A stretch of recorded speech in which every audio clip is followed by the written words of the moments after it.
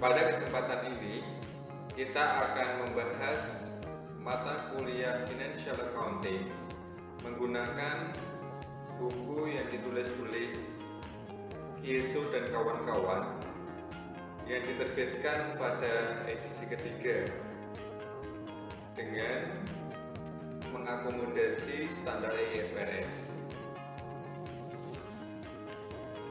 Pada kali ini, kita akan membahas tentang liabilities atau tentang utang. Utang secara umum dibagi menjadi dua berdasarkan jangka waktu pelunasannya. Yang pertama adalah current liabilities, yaitu hutang jangka pendek, dan yang kedua non-current liabilities atau hutang jangka panjang. Untuk current liabilities ada berbagai macam jenisnya. Yang pertama misalnya tentang utang dagang, yang kedua utang wesel, kemudian utang pajak penjualan, kemudian pendapatan yang diterima di muka, hutang jangka panjang yang akan jatuh tempo. Kira-kira itu jenis-jenis utang jangka pendek. Adapun utang jangka panjang kita akan bahas dalam diskusi dan obrolan selanjutnya. Setelah mempelajari topik ini, kalian dapat menjelaskan tentang current liability atau utang jangka pendek dan mengidentifikasi jenis-jenis utang jangka pendek. Jadi misalnya ada utang dagang, kemudian utang wesel, dan seterusnya. Yang selanjutnya, kalian dapat menjelaskan tentang treatment akuntansi atas utang wesel. Begitu pula selanjutnya, kalian dapat menjelaskan perlakuan akuntansi untuk utang jangka pendek lainnya. Kira-kira demikian yang akan kita diskusikan pada pembahasan kali ini. Yang pertama, kita akan mendefinisikan apa itu yang dimaksud current liability atau utang jangka pendek. Utang jangka pendek adalah utang di mana perusahaan diharapkan melunasi atau membayarnya menggunakan current asset atau melalui pembuatan utang jangka pendek lainnya.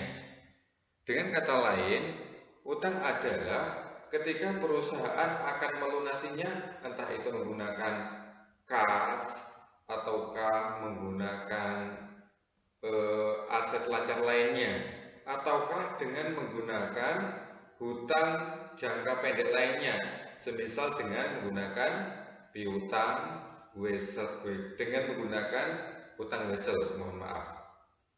Jadi dia mengkonversi dari utang dagang menjadi utang wesel. Yang kedua, hutang jangka pendek itu adalah hutang yang dilunasi dalam jangka waktu 1 tahun atau 1 siklus operasi. Mana yang paling panjang atau yang lebih panjang antara siklus operasi tersebut ataukah 1 tahun. Apa itu 1 siklus operasi? Yakni 1 siklus di mana perusahaan mengeluarkan uang sampai perusahaan itu mendapatkan uang itu kembali. Ada yang dia itu 1 siklus operasinya ada yang kurang dari 1 tahun dan ada pula yang lebih dari 1 tahun, terutama untuk perusahaan-perusahaan manufaktur seperti pesawat terbang dan seterusnya. Dia biasanya 1 siklus operasinya itu lebih dari 1 tahun. Untuk itu pertanyaan kuisnya contohnya periode untuk mengklasifikasikan utang jangka pendek itu adalah 1 tahun atau 1 siklus operasi. Manakah yang paling? Jawabannya adalah yang paling panjang atau longer. Maka jawabannya adalah A. Selanjutnya jenis utang jangka pendek. Ada yang tadi disebutkan trade payable atau utang dagang. Kemudian yang kedua adalah utang wesel. Apa itu utang wesel? Adalah janji tertulis, written promissory notes. Jadi kalau perbedaannya dengan utang dagang, itu kalau utang wesel itu dia janjinya tertulis. Dan biasanya itu menghendaki si peminjam untuk membayar bunga sesuai dengan yang tercatat di dalam wesel tersebut. Dan biasanya diterbitkan untuk memenuhi pendanaan jangka pendek, dan periodenya pun biasanya diterbitkan dalam periode yang berbeda-beda. Jika utang wesel tersebut itu jatuh temponya dalam jangka 1 tahun ataukah dalam jangka 1 siklus operasi, maka utang wesel tersebut dikategorikan sebagai utang jangka pendek. Sebagai ilustrasinya sebagai berikut. Misalnya Hong Kong National Bank menyepakati untuk meminjamkan uang sebesar 100.000 mata uang Hong Kong pada tanggal 1 September 2017. Jika CW Corporation menandatangani utang wesel tersebut dengan bunga 12%, kemudian akan jatuh tempo pada tanggal 1 Januari. Instruksinya, buatlah jurnal entry untuk tanggal 1 September pada saat penandatangannya itu atau pada saat persetujuan Hong Kong National Bank meminjamkan uangnya. Yang kedua, membuat jurnal penyesuaian. Dan yang terakhir, pada saat jatuh tempo, yakni 1 Januari 2018. Yang pertama, pada saat kita menerima pinjaman, maka jurnalnya adalah cash kita bertambah 100.000 dan notes payable 100.000.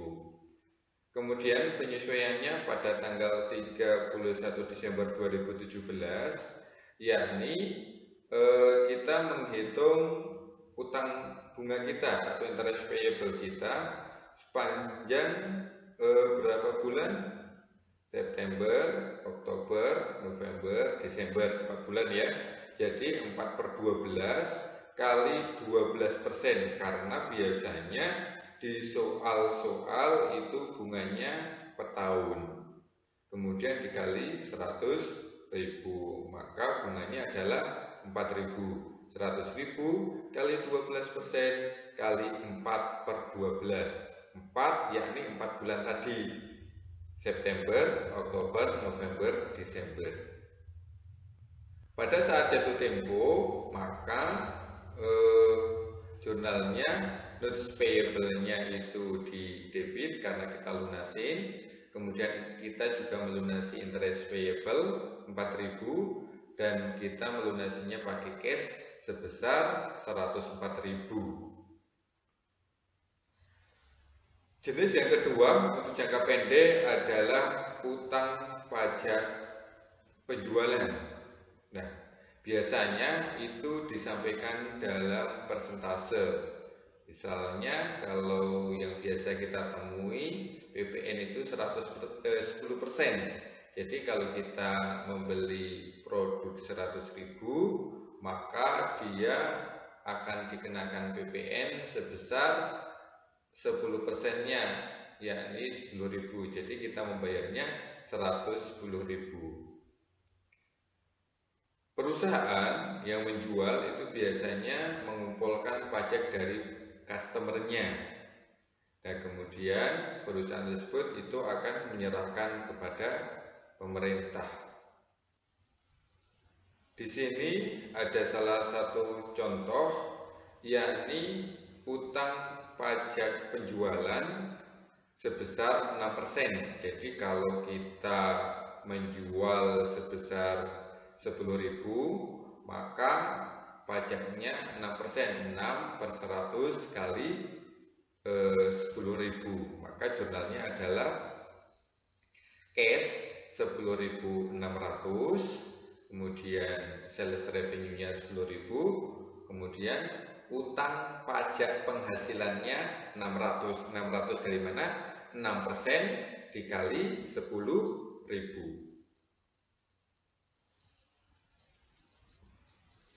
Kemudian biasanya di dalam satu produk tersebut itu sudah include pajak. Misalnya di sini Kuli Grocer dia menjual satu produk dengan total harga 10.600, maka di dalamnya itu terdiri dari sales price yang 100%, kemudian pajaknya 6%. Maka cashnya 10.600 yang terdiri dari sales revenue-nya 10.000, kemudian sales tax payable-nya 600. Untuk memperoleh sales revenue-nya itu sebesar berapa? Cara menghitungnya adalah 10.600 dibagi 1,06, kemudian ketemulah 10.000 untuk menilai atau mencari pokok penjualannya.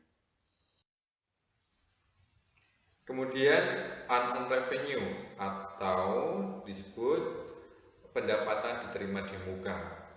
Biasanya kita sudah menerima uangnya, tapi barang belum disampaikan kepada pembeli atau kepada customer. Untuk itu perusahaan seringkali mencatatnya itu cashnya bertambah, kemudian current liability-nya yang di sini adalah unearned revenue-nya juga bertambah. Maka untuk itu sebagai contohnya Dusan Aipak dia menjual 10.000 tiket untuk pertandingan sepak bola selama 5 kali. Nah, untuk itu kan pertandingannya belum dimulai, tapi kita sudah memperoleh uangnya atau disebut dengan pendapatan diterima di muka. Maka jurnalnya pada saat kita menjual tiketnya, yakni cashnya itu 500.000, 50.000 dikali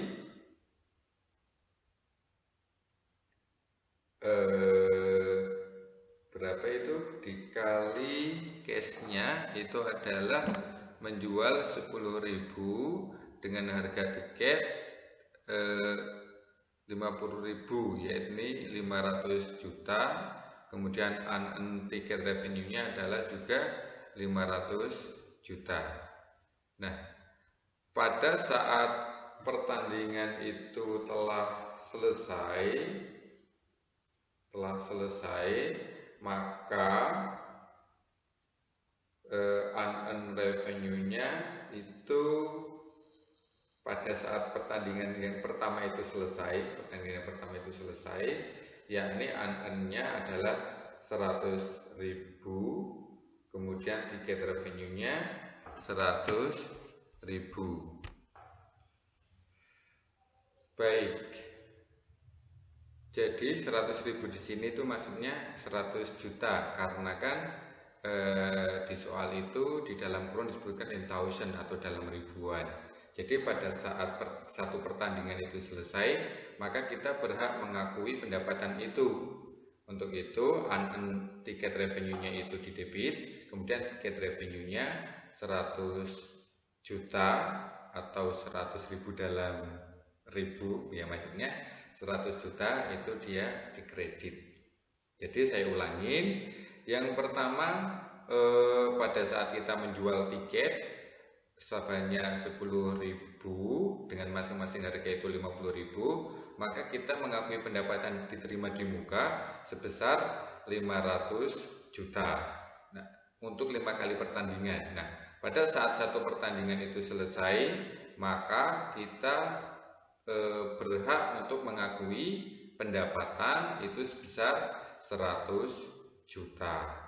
Unearned ticket revenue 100 juta, tiket revenue-nya 100 juta. Kemudian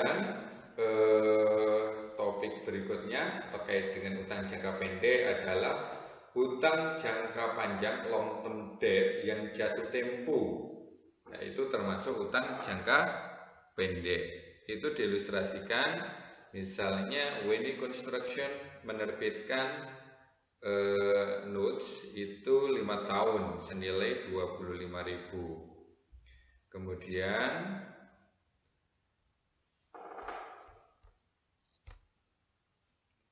Wendy diharuskan membayar setiap tanggal 1 Januari dimulai 1 Januari 2018. Wendy harus membayar 5.000 di setiap pelunasan itu. Nah, pertanyaannya, berapakah jumlah yang harus dilaporkan pada akhir 2017 sebagai utang jangka pendek dan berapakah jumlah yang harus dilaporkan sebagai utang jangka panjang? Yang harus dibayarkan atau yang diakui pada sebagai utang jangka pendek adalah 5.000 karena 5.000 tersebut itu jatuh temponya kurang dari 1 tahun atau 1 siklus operasi. Kemudian sisanya diakui sebagai utang jangka panjang karena dia jatuh temponya kurang dari 1 siklus operasi atau kurang dari 1 tahun. Selanjutnya terkait dengan penyajian di laporan keuangan, biasanya current liabilities itu disajikan di dalam laporan posisi keuangan atau statement of financial position dengan penyajian sebagaimana contoh di dalam slide tersebut. Current liabilities-nya ada short term borrowings atau notes payable, ada account payable, dan seterusnya. Terakhir terkait dengan analisisnya. Jadi di slide ini disampaikan 2 jenis analisis. Yang pertama terkait mengenai working capital atau modal kerjanya. Jadi modal kerja itu dihitung dari current asset dikurangi dengan current liabilities. Untuk itu, pemahaman terhadap current asset dan current liabilities itu merupakan hal yang penting. Karena kalau kita salah mengakui nilai di dalam current liabilities, maka ketika kita menghitung berapa jumlah working capitalnya pasti akan keliru. Yang kedua, current ratio. Current ratio itu rumusnya current asset dibagi current liabilities. Di situ current asetnya 20.856 dibagi current liabilitiesnya 16.210, maka current rasionya 1,29. Semakin tinggi current rasio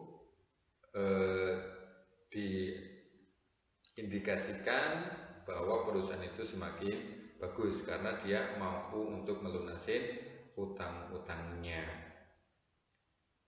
Semoga dapat diskusi kali ini dan mudah-mudahan memberikan wawasan kepada kita semua terkait dengan definisi tentang utang jangka pendek, klasifikasi suatu utang sebagai utang jangka pendek maupun utang jangka panjang, kemudian terkait dengan perlakuan akuntansi atas utang jangka pendek, dan bagaimana melaporkan utang jangka pendek di dalam laporan keuangan. Sampai ketemu di dalam diskusi dan obrolan-obrolan yang berwawasan lainnya.